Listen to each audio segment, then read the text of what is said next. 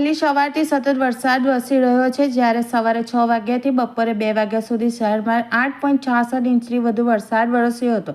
સુરતના પૂણા વિસ્તારમાં ભારે વરસાદને પગલે પાણી ભરાઈ ગયા હતા, ત્યારે વિપક્ષ નેતા પાયલબેન સાકરિયા વરસતા વરસાદમાં ધારણા પર બેસીને વિરોધ નોંધાવ્યો હતો।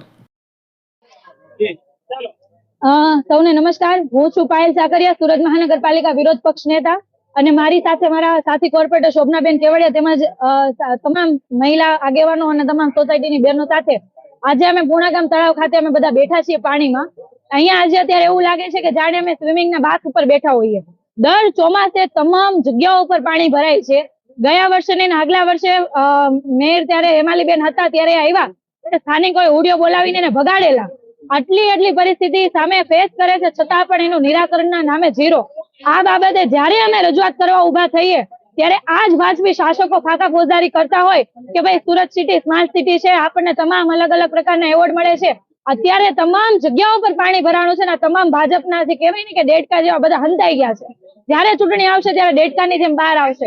અહીંના સ્થાનિક ધારાસભ્ય પ્રફુલભાઈ પાનસેરિયા જ્યારે બીજી જગ્યાઓ પર ચૂંટણી હોય ત્યારે ત્યાં મોટી ખાકા ફોજદારી કરતા હોય, જ્યારથી એ ધારાસભ્ય બન્યા છે ત્યારથી ખોવાઈ ગયા છે।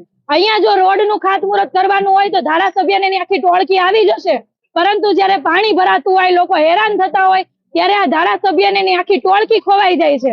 તો એ જે કહેવાય કે કામરેજ વિધાનસભાના ધારાસભ્ય ચોમાસામાં ખોવાઈ જાય છે ને ખાતમુહૂર્તના ખાલી દેખાય છે। એને એટલું કહીએ કે તમારામાં જો તાકાત હોય અને ઓકાત પણ હોય તો ખરેખર આવો લોકોની વચ્ચે અને બેહો અહીંયા પાણીમાં, જે રીતના લોકો જીવે છે એવું જીવીને બતાવો, પછી તમે મોટી જ્ઞાનની વાતો કરજો। અને આજે અમે એટલા માટે બેઠા છીએ જ્યાં સુધી અહીંયા અધિકારીઓ હાજર નહીં થાય અને જવાબ નહીં આપે કે આનું કારણ શું, આનું નિરાકરણ શું થાય, ત્યાં સુધી આજે અમે મારા સાથી કોર્પોરેટર ને તમામ ટીમ સાથે અમે અહીંયા બેસવાના છીએ।